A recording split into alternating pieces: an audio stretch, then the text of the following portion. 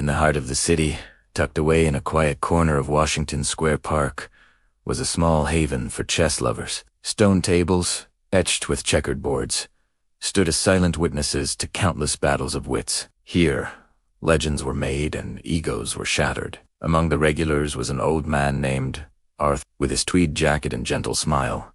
He seemed more like a kindly grandfather than a fierce competitor. He'd arrive every morning, set up his worn-out wooden pieces, and wait. Most days, he played quiet games with other retirees.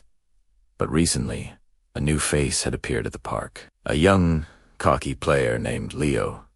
Leo was sharp, aggressive, and had a reputation for not just winning, but humiliating his opponents. He'd strut around the tables, a smug grin on his face, picking his targets, and one sunny afternoon, his eyes landed on Arthur. Well,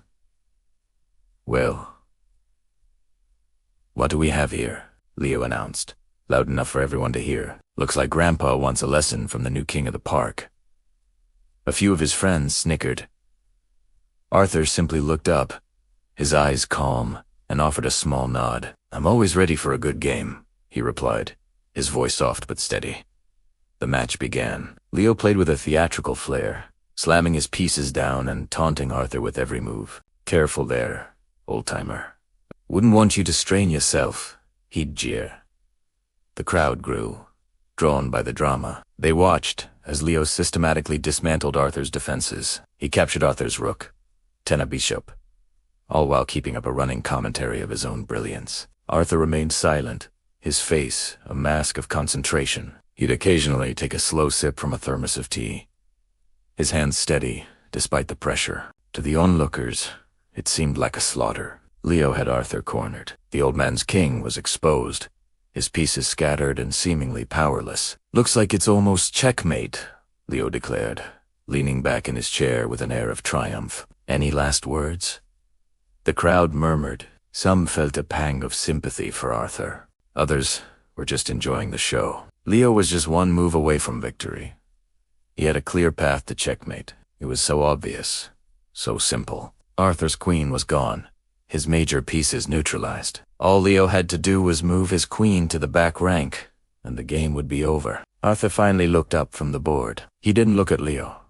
Instead, he scanned the faces in the crowd. He saw the pity, the amusement, the tension. Then, his gaze returned to the board. His hand hovered for a moment, a slight tremor now visible. He picked up his knight, the one piece Leo had seemingly ignored, dismissing it as irrelevant. Leo scoffed. What are you going to do with that little horse? Hop it around for a while before you surrender. The crowd held its breath. Arthur's move seemed desperate, almost random. He placed the knight on a seemingly innocuous square. It didn't directly threaten anything. It didn't block Leo's impending checkmate. It just sat there. Leo laughed out loud. Is that it? That's your big move. Pathetic. He confidently reached for his queen, ready to deliver the final blow. But then, he paused. His hand froze midair. His smile vanished. His eyes darted across the board, his brow furrowing in confusion. Something was wrong. He replayed the sequence in his head. His queen moves here. Checkmate. But wait. Arthur's knight. It was now defending a critical square. Moretanta. It was part of a larger, invisible web. The crowd started to whisper. They began to see it too. The move wasn't random at all. It was a sacrifice. It was a trap. Leo's face turned pale. He realized that if he moved his queen for the checkmate, Arthur's unassuming little pawn on the other side of the board would advance, and with that advance, a chain reaction would begin. His own king, which he thought was perfectly safe, was suddenly caught in a devastating net. Arthur's seemingly weak pieces were now poised like predators, ready to strike. The knight's move had forced Leo into an impossible position. Sukswang. Any move he made would lead to his own downfall. If he didn't take the bait and instead tried to defend, Arthur had a different sequence of moves that would lead to the same result.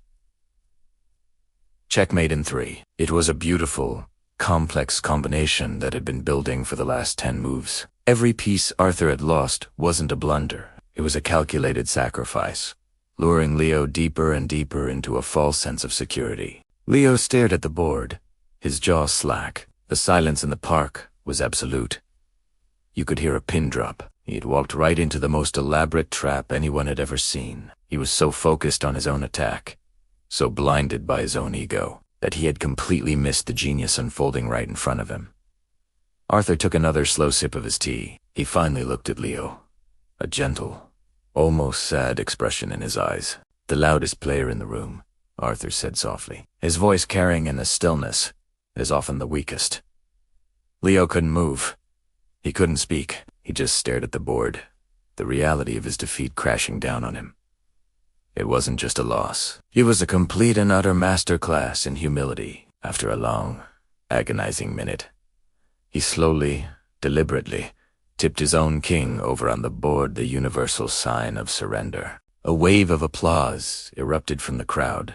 It started as a few claps and grew into a roar of appreciation. They weren't just clapping for the win. They were clapping for the artistry, the quiet brilliance, the lesson they had all just witnessed. The cocky young prodigy had been silenced, not by an equal show of force, but by the quiet wisdom of a true master. Arthur simply began to pack his wooden pieces back into their felt-lined box. He didn't gloat. He didn't even smile. He just packed his pieces, one by one. As he stood up to leave, one of the young onlookers who had been filming the whole thing on his phone approached him. "Sir," the young man said, his voice full of awe. That was incredible.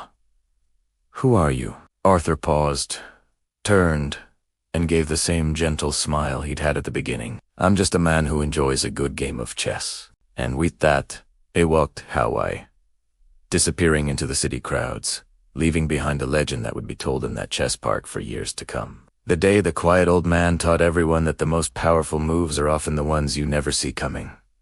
Thank you so much for watching. If you enjoyed this story, don't forget to hit that like button and subscribe for more. We'll see you in the next video.